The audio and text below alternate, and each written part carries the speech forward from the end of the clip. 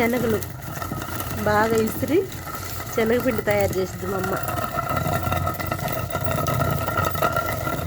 ఇవన్నీ పప్పులు ఇసిరి బాగా శనగపిండి నీట్గా ఉంటుంది అన్నమాట.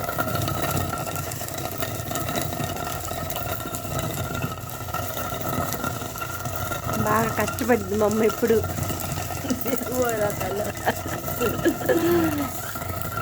ఇలాంటివన్నీ బాగా చేసిద్ది మా అమ్మ.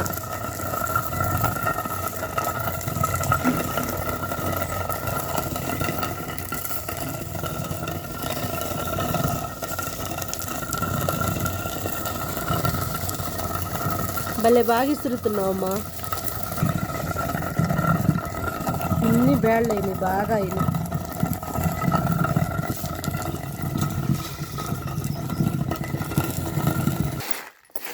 పచ్చెనగ బేడలు రెడీ అయినాయి. అమ్మ చూడు ఎంత బాగా చేస్తుందో.